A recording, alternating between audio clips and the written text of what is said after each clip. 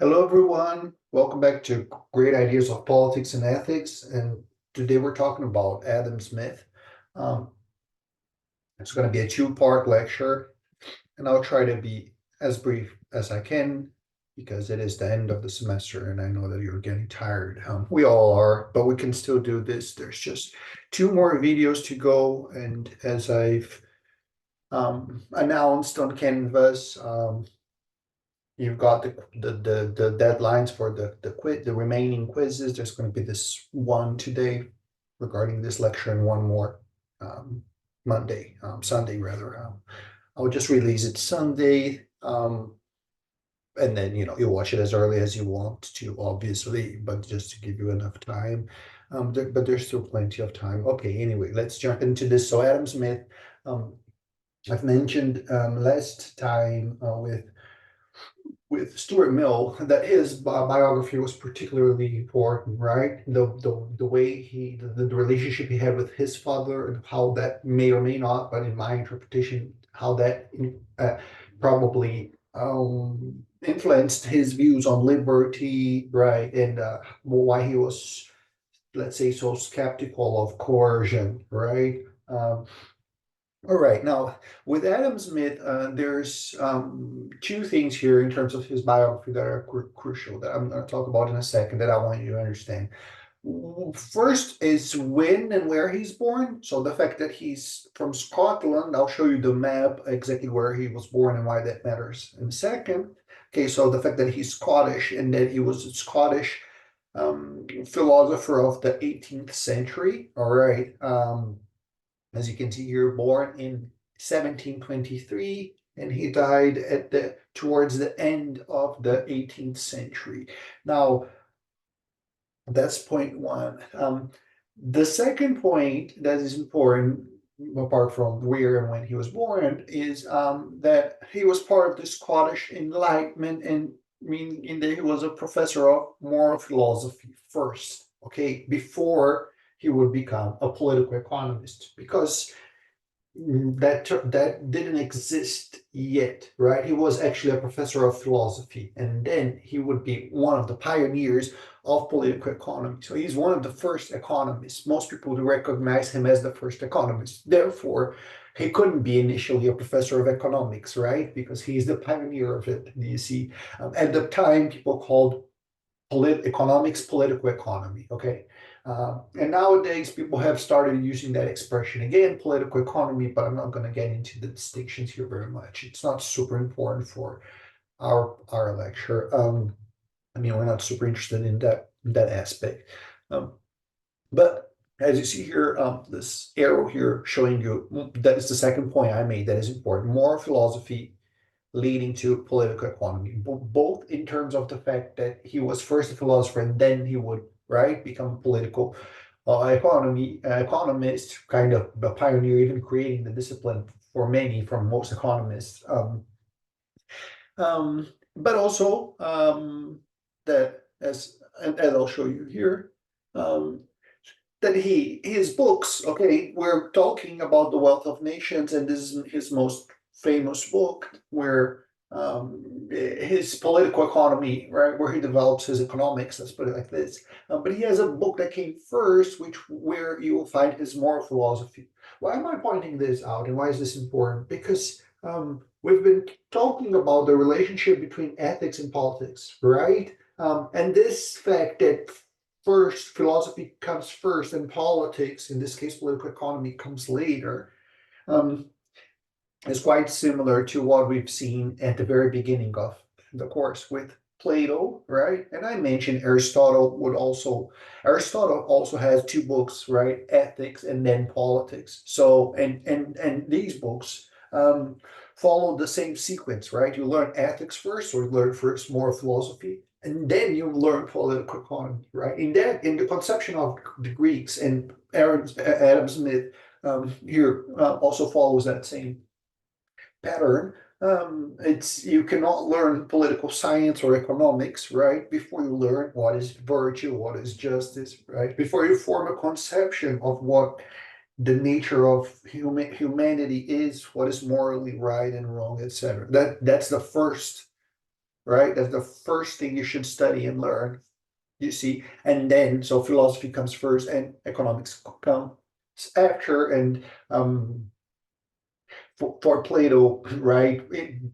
In order for you to become a philosopher king or a philosopher queen, right? And that's when you would actually start working on political economy, right? Sort of building the political institutions of the country, making decisions that would affect everyone's lives, etc. Before you would go through that intense period of education, right? Where you would learn essentially moral philosophy, right? And so here is the same with Adam Smith. You also see that pattern. So I think that is important.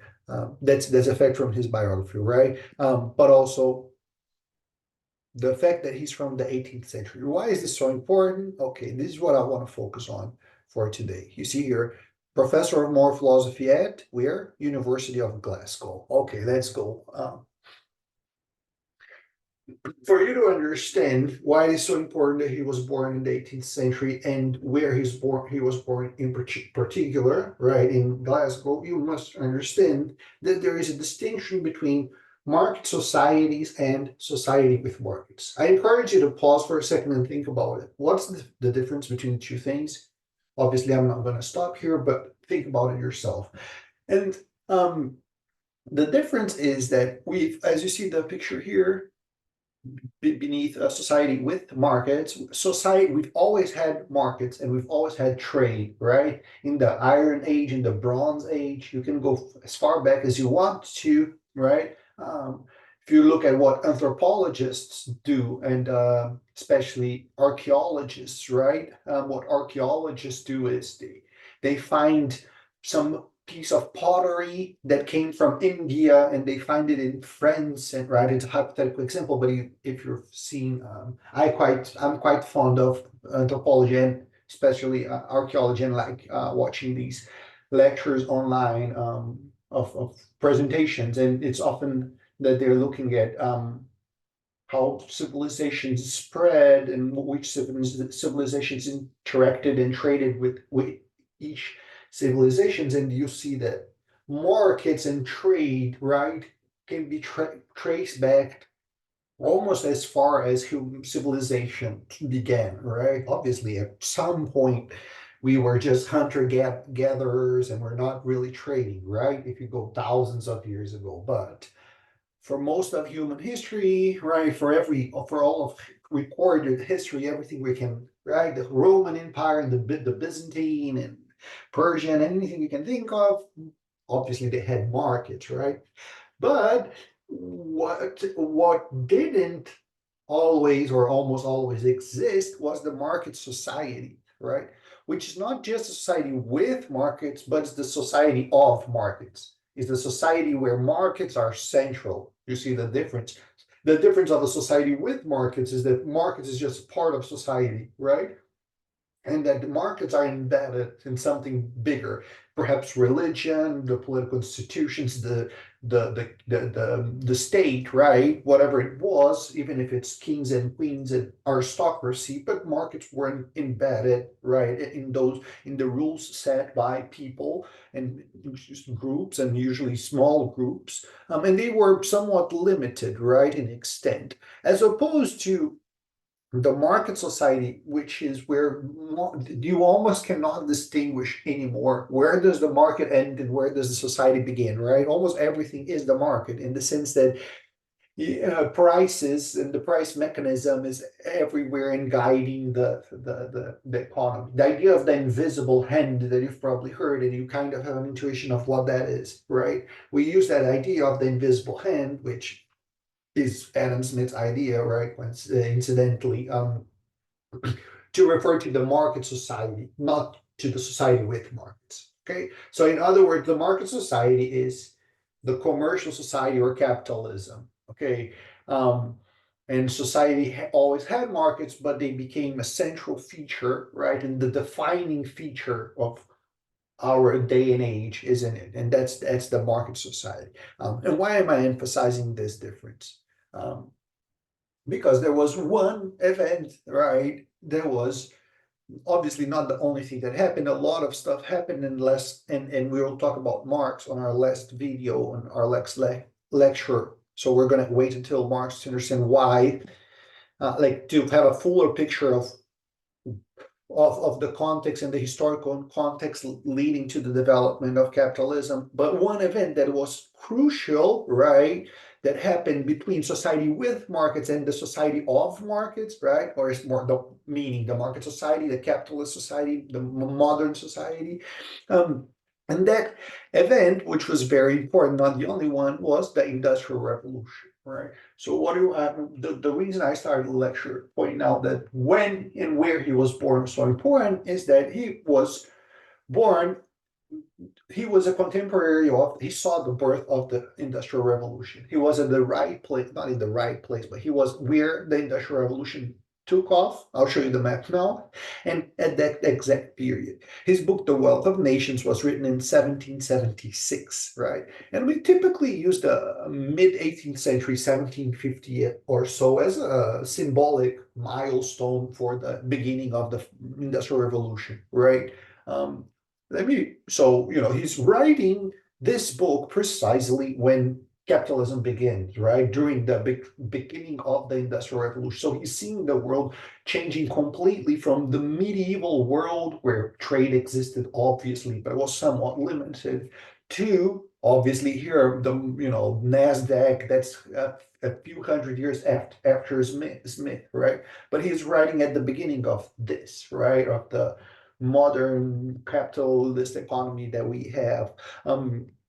Okay, so here is the map, and that's where he was born in Glasgow, in case you didn't know where it was. And this is quite interesting. The Industrial Revolution, it began more or less in a triangle here, okay, around Glasgow. So he was born in the most industrialized place in the world. That's what you have to understand, right? Not just Glasgow, but the north of England. Okay, so Manchester and Glasgow and around this area here. So between the south of Scotland and the north of England, right? There's a few cities here that are important, but that's where that's where Smith is. That's where Smith was born. And here you see I just wrote the dates of the two books, right? So here the second one is The Wealth of Nations. Here's when he wrote the first one, The Theory of Moral Sentiments, the Moral Philosophy, right? His first book there, I'm not going to discuss. And here, just so you understand. Now, let's look at the development of the Industrial Revolution. So how capitalism spread, right? Capitalism now is almost all over the world, perhaps not everywhere, but most of the world, right? We have globalization and most of the world has become capitalist. But when Adam Smith was writing, this was the only place you can think about it like this, right? Like here in France, you have kings and queens and etc. You have still the medieval mindset. People are thinking in terms of the aristocratic titles, right? So you have your own land because you were born into a nobility and you're born into the aristocracy. So you own a piece of land, and right, and then um, the peasants need to pay you a fee in order to work the land. It's that sort of system, the mercantile system, that would be replaced by the Industrial Revolution and capitalism, etc. So how did it spread?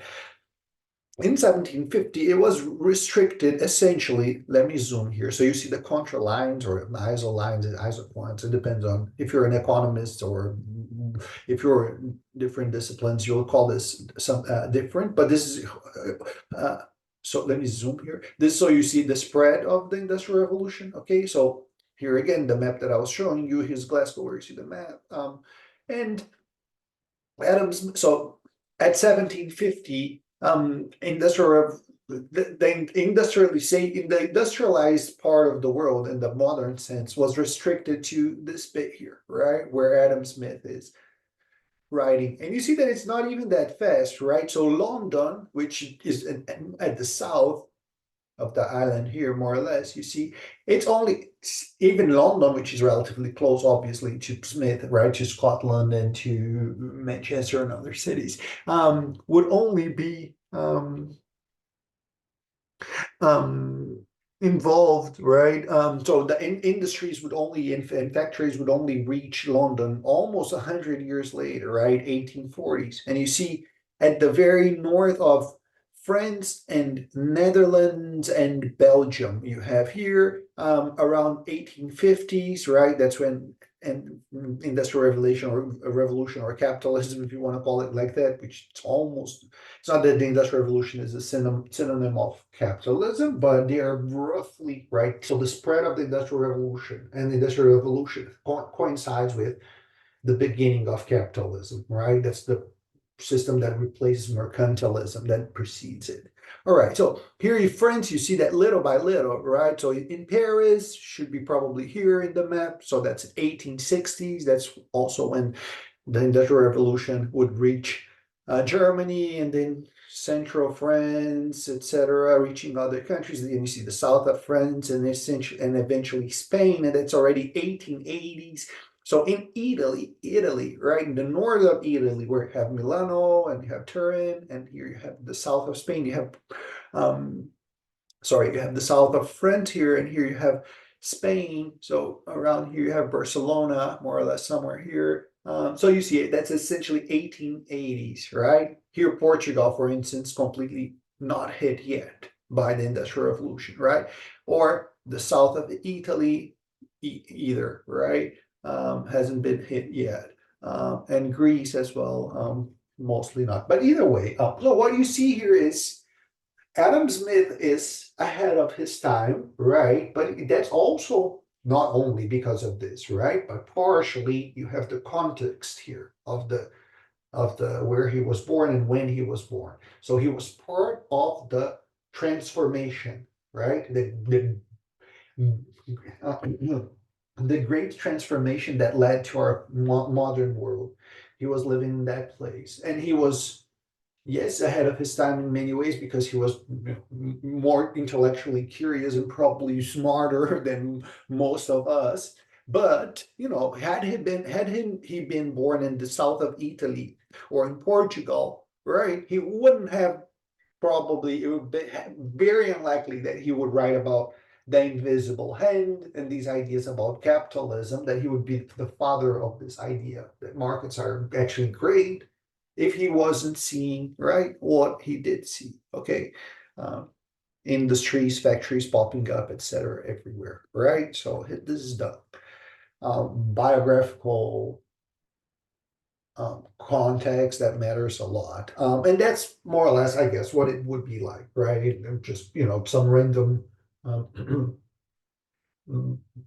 places in the world that seem quite unbelievable to me. I've never seen these places myself. These are not my pictures, unfortunately. I would love to, but really, in order for us to have just a grasp a little bit, what did it feel like? It may seem exaggerating, right? But everything is relative. Okay, for Smith, he's just seeing factories popping everywhere. Nowhere else in the world was like that, and he traveled right abroad, at least France or so.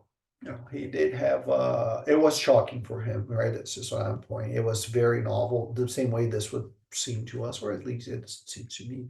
Um, so he's the father of political economy, and you see here mercantilism. I refer to that, right, which is the system that is replaced by capitalism, right? And Adam Smith is basically going to argue that trade is not a zero sum game, which was the prevailing idea of mercantilism, right? Countries essentially thought, well, Spain and Portugal, they were colonizing, right? South America, you don't see here, but you can see here the trade with probably India and England, etc., right? But basically, trade between countries in general, right? During mercantilism, you had colonies and the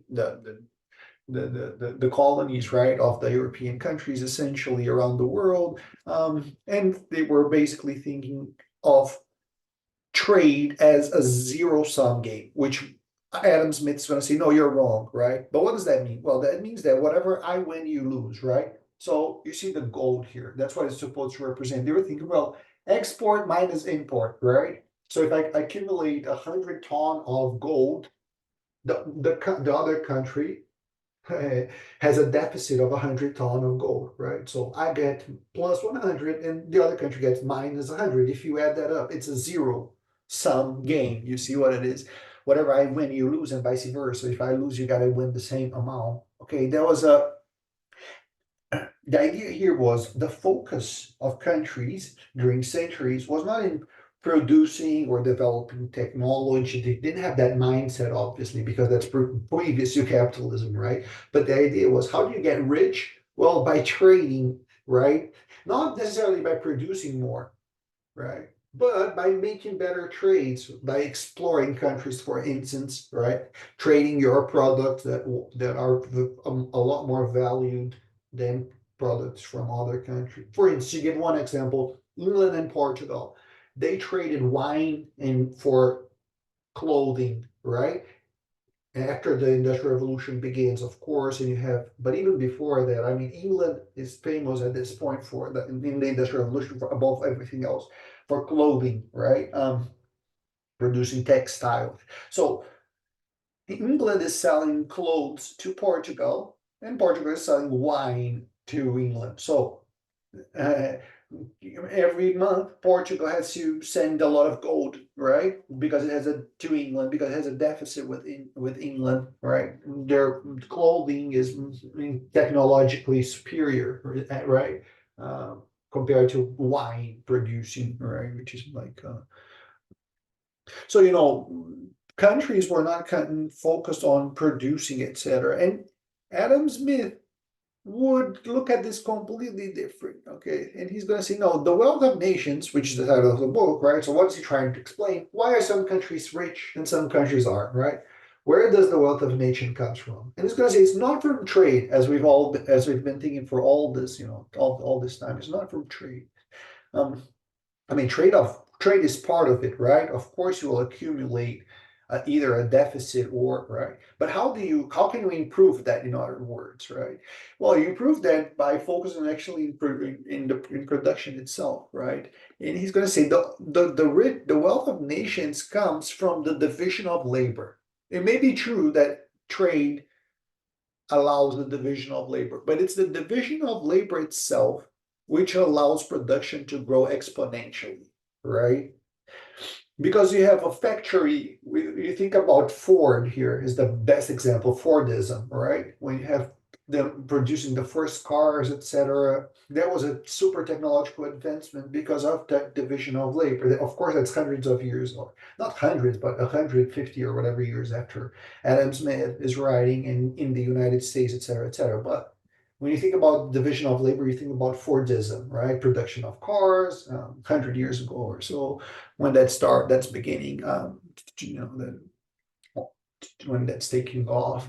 And obviously, if you have 100 people working together, they produce more than 100 people isolated, right? But I mean, a lot more. It grows exponentially, isn't it? We all kind of know that intuitively, but that's what Smith was pointing out for the first time. That so therefore, trade is actually not a zero sum game. He's going to argue, but it's a positive sum game. What? Why? Isn't it the one right? Like the deficit of one country, the trade balance. When you look at the trade balance and with the surplus that one country has is the deficit that the other country has, right? Right. But the point though is that he's making is through trade, okay. And it's not that necessarily that any trade is necessarily good. It might be that there is, right, as it was during mercantilism, and it might still be the case nowadays. I'm not going to get into this, but it might be that trade carries elements of um, that trade is not necessarily fair, right? That one country is a lot richer than the other one and ends up getting better, has more bargaining power, right? That's obviously possible. But the general argument here is that through trade, we are allowed to increase the division of labor because each country can focus on what they're best at, right? Geography is different. So guys here at Norway, we all like, not we all like, pardon me, I don't know what you guys are. Maybe you're a vegetarian, but I was going to say salmon. I like fish, right? But salmon It's typically, right, where you have cold waters throughout the north. I'm showing you here in the map. It's not going to be so easy in Africa, right? On the other hand, in Africa, you have other products. In Italy, you have, ideal conditions for wine in a certain part. So the geography in Brazil, you have good conditions for banana, etc. Each country has a certain climatic condition, but also the soil and the geography, etc., etc. Also the geopol, the trading routes, etc. All of that, which will allow each country to specialize in one thing. Right, that's the division of labor, and everybody gains. Okay, because by specializing, you can increase your productivity. So here's a quote. It is the great multiplication of the productions of all the different arts in consequence of the division of labor, which occasions in a well-governed society that universal opulence, which extends itself to the lowest ranks of the people. Each sip of water.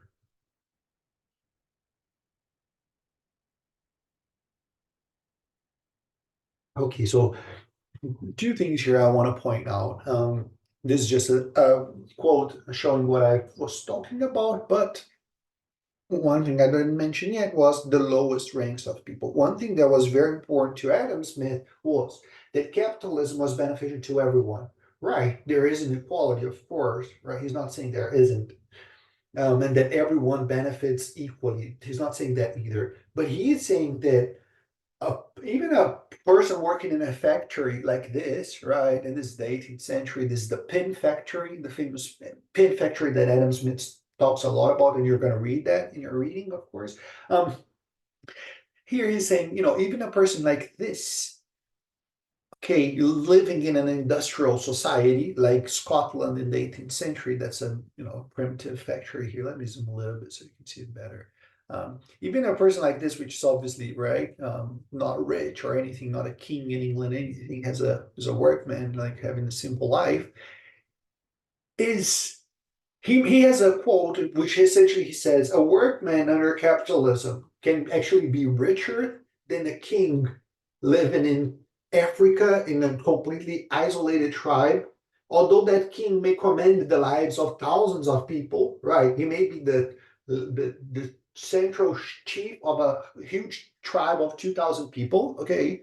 And yet they may be they be poor compared to Scotland during the Industrial Revolution in terms of income, right? Perhaps the life expectancy wasn't that well.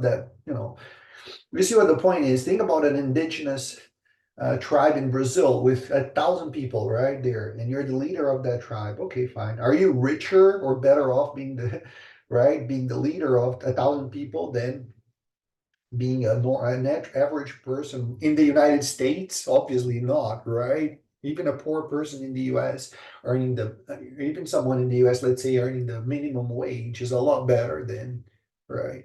So, this is why he's saying that's what it was so compelling to him, right? The idea of the invisible hand and how the market. So you see here the distinction between market society and society with markets, okay? That the market society and the invisible hand and markets, they have prices, which works as the price system is a signaling mechanism, right? Which will indicate to entrepreneurs where profit possibilities are and aren't, right? So if there are possibilities that can be explored, people will invest in those possibilities because each one is following their self-interest, etc., and that ends up benefiting the whole society, etc. But the whole society, not the CEOs of big companies, right? That's what his argument is, and that of um, and that of other classical economists. Not all. He Adam Smith is a classical economist. Not all classical economists would make that argument, but many of them would think always, or not always, but think often in terms of the effect of capitalism, right? The Industrial Revolution. He didn't call it capitalism, he called it commercial society, right? But the effects of the development and of the division of labor to the whole of society, right? He talks a lot about the pin factory. This one here, you see there's 10 people here. He's arguing that he went to a pin factory and studied it. So he's not speaking. That's what I was talking about. That's why it's so crucial that he was in Glasgow and that factories were popping there, because he went to this factory and he took notes and he stayed there for, I don't know for how long, honestly, but let's say for days or whatever, maybe even for just one day, but that would be enough, because then he could um, see how many pins they were able to produce collectively, okay, the 10 of them. And he's making the obvious argument that if they were working on their own, each of these guys, they would probably not be able to produce even one pin a day, right? But by producing collectively, they're able to produce thousands of pins a day. Okay, that's for three reasons. There are three main reasons that lead to this increase in productivity. Okay, um, when you are working collectively versus individually. But we're going to talk about that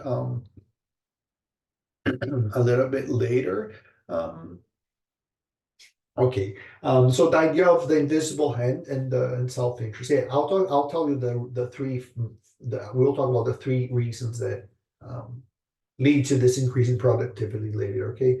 But for now, this argument, right, that I was making about the invisible hand and self-interest. So one of his most cited quotes of Smith is this one, that it is not from the benevolence of the butcher, the brewer, or the baker that we expect our dinner, but from their regard to their own interest. We address ourselves not to their humanity, but to their self-love, and never talk to them of our own necessities, but our own advantage, but to their advantages. Right?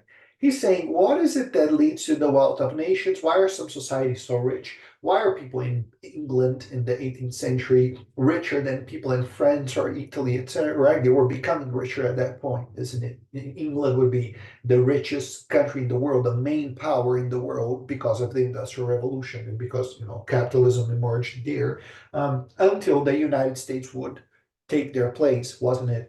After the war, etc. But until the until World War One or so, England was the main power, right? Uh, it took it from Netherlands, right? If you look at the evolution of which empires, so obviously now the United States is the main power in the world, and before the US it was England, right? That's what I'm telling you. But just for, if you didn't know this, just for curiosity, before England it was the Netherlands, and before the Netherlands it was Italy, right?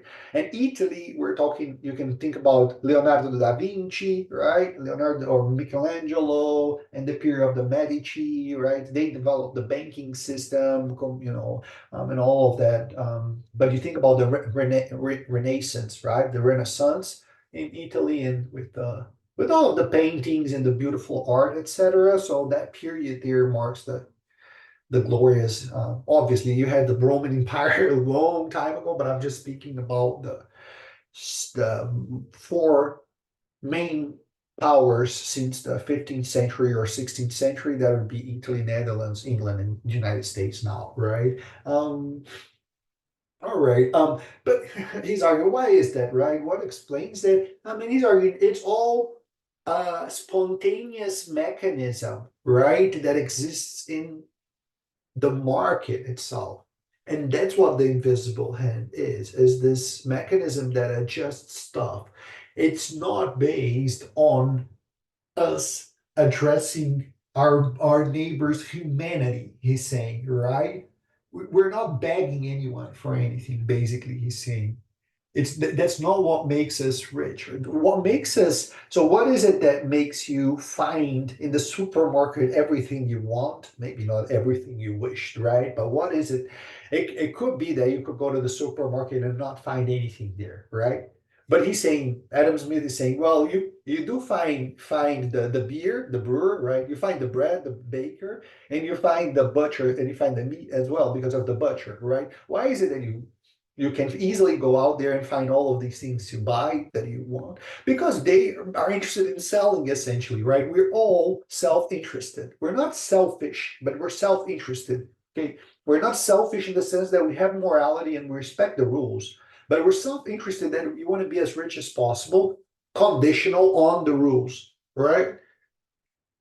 Okay, that's very important. That's the concept of self-interest, and here you see self-love. So that's what Adam Smith is talking about, self-love or self-interest, which is different from selfishness. Selfishness is I don't care about rules, right? I'll right what like a selfish person would do something considered wrong from the point of view of society or etc. If she would profit from that, right? But a person that is self-interested respects the moral code, but within the moral code and within the rules of the game and within things that are moral considering the social norms, that person will just work as hard as she can. Okay, that's all self-love is. That's very misunderstood in Adam Smith as well. It's quite important. That's only clear if you read The Theory of Moral Sentiments, right? His other book, his moral philosophy book. And that's why I was saying that ethics comes first, and he explains all of that, right? What his views are of morality. So when you get to The Wealth of Nations and people only read that, they look at self-love or self-interest and they think that Adam Smith is saying, oh, we're all greedy and selfish, and that's not what he's saying, right?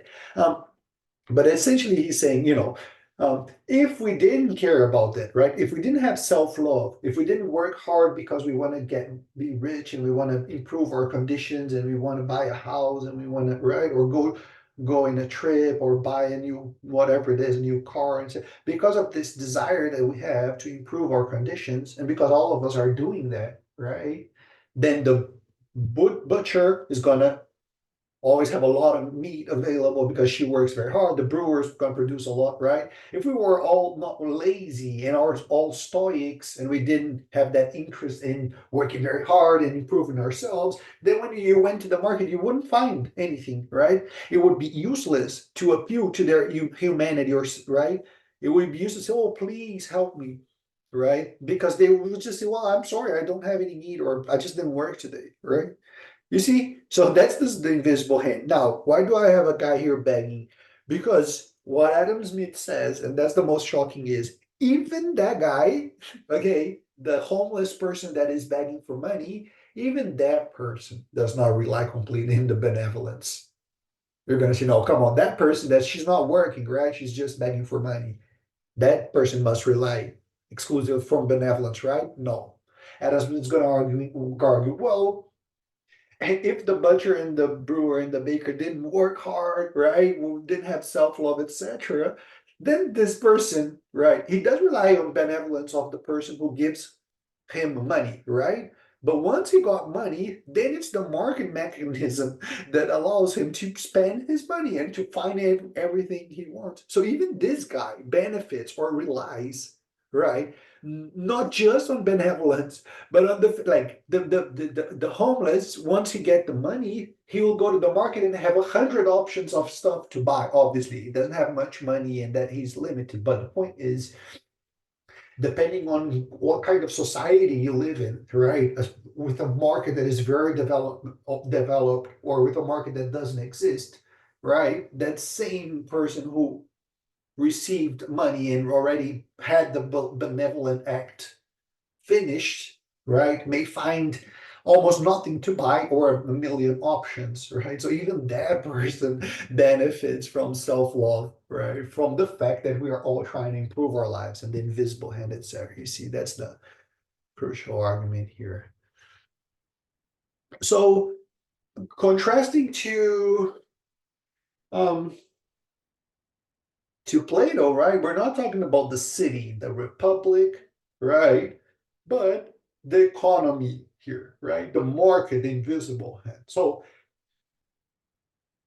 just for you to understand that since the publication of The Wealth of Nations, and this is the one of the important parts of Adam Smith being the pioneer of political economy, or the first economist, if you will.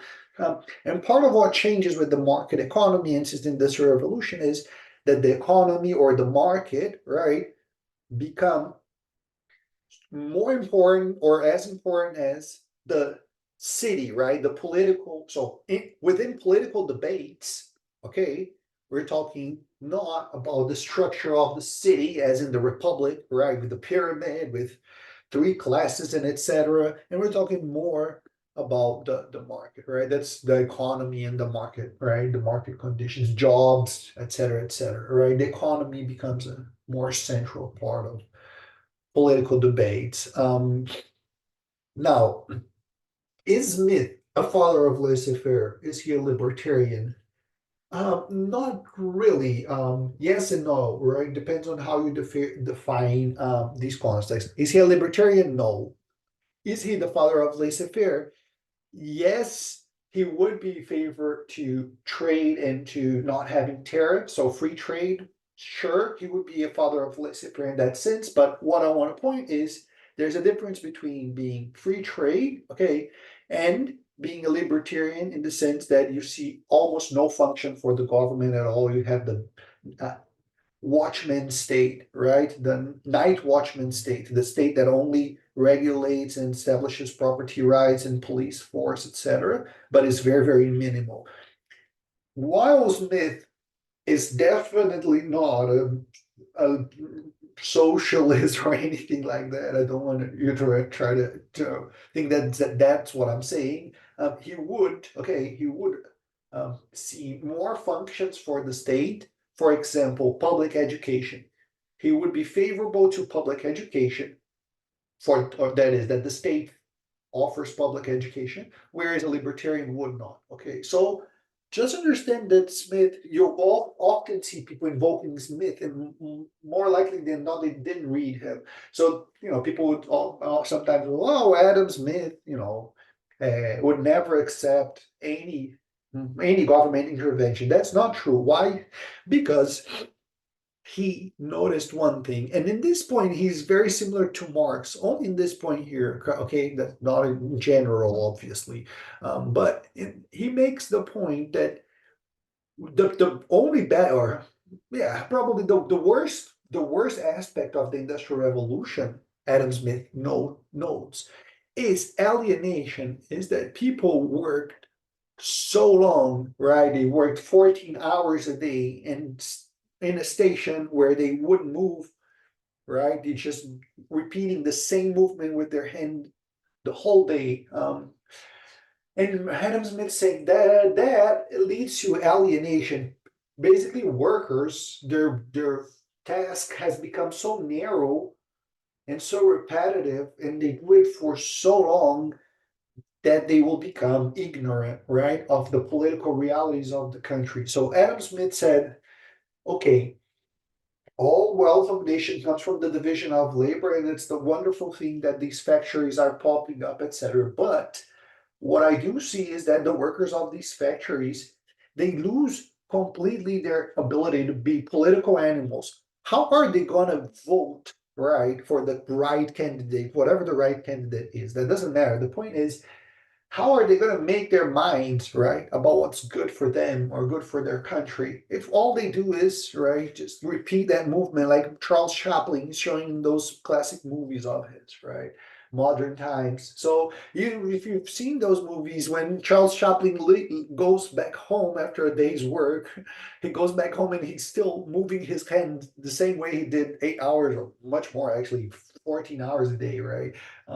So what Adam Smith said, okay, fine. So in order to compensate for this pernicious effect, right, for the fact that workers are getting alienated and they don't understand important political issues, social issues, right? Adam Smith thought it's not only money and production and productivity. That's great, right? That may even be the most important thing, but it's also about us being, part of the countries we live in, right? Well, I mean, what's the point of voting and having the right to vote if you work so long and your job is so repetitive that you can't ever read a book or have a discussion with anyone, etc., and you just become incapable. You lose your critical skills, right?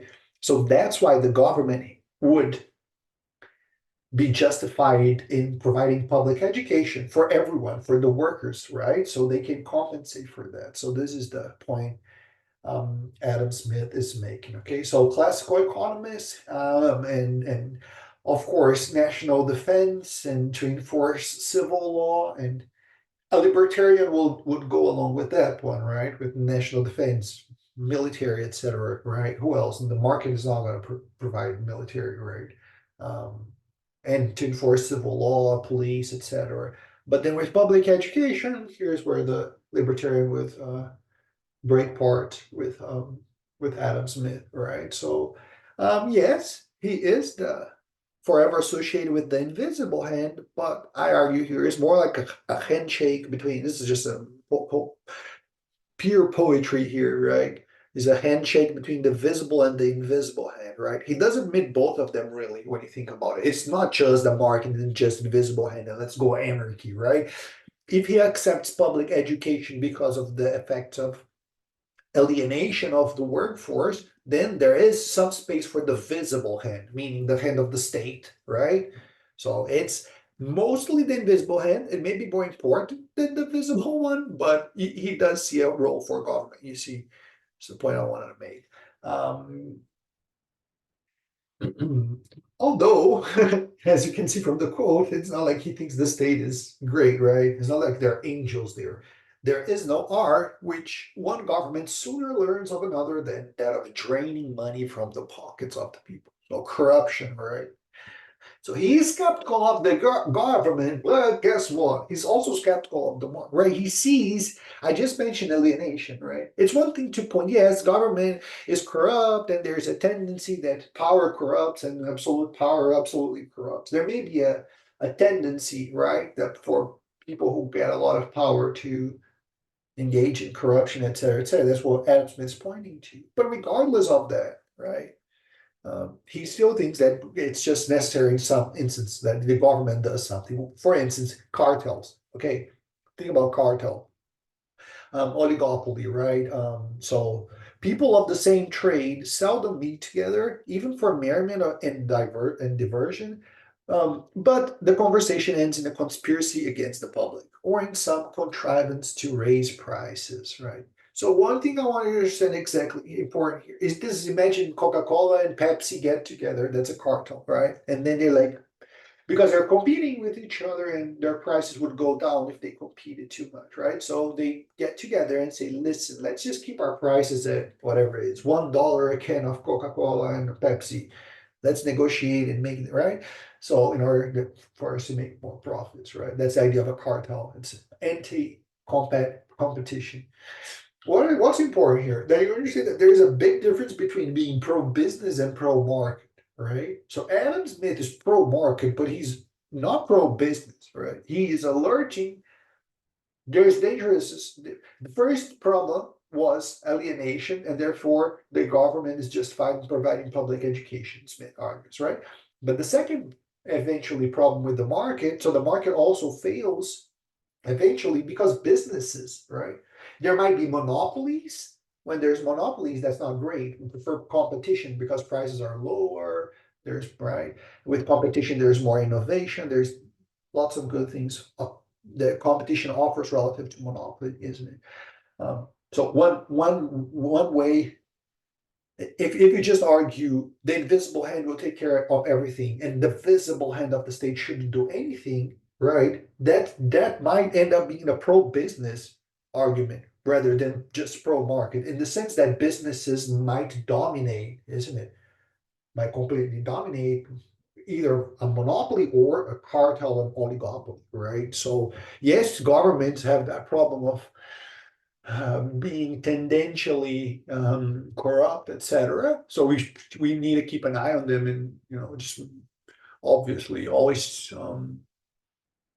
I mean, we need to deal with that problem, of course, but that doesn't necessarily lead to anarchy, because if we don't do anything, what if just a few companies dominate the whole market? That's not going to be great for the economy. Regulation, second point here.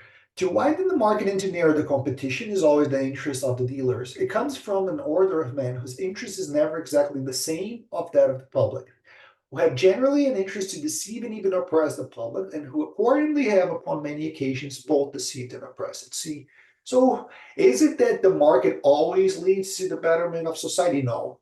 He did use the metaphor of the invisible hand, and that is so important. Okay, the metaphor of the invisible hand. The market is great, and it usually, okay, most times will lead to great things. But Adam Smith saying, is it always like that? No, because when you have people getting together to narrow competition, right, they will increase their profits, and that's good for a small group of people. But That's not.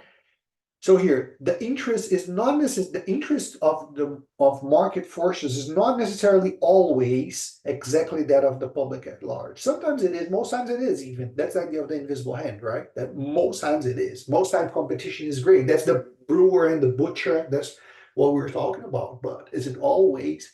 No. So sometimes you do need regulation because of these, right? Cartels, monopolies, etc. When people want to, when few people want to oppress the public. See, that's important. Okay.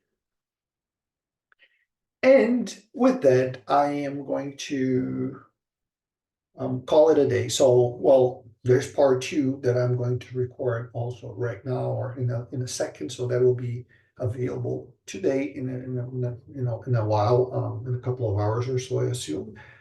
But that's it for part one. So thank you very much, and we'll be back with part two. See you soon.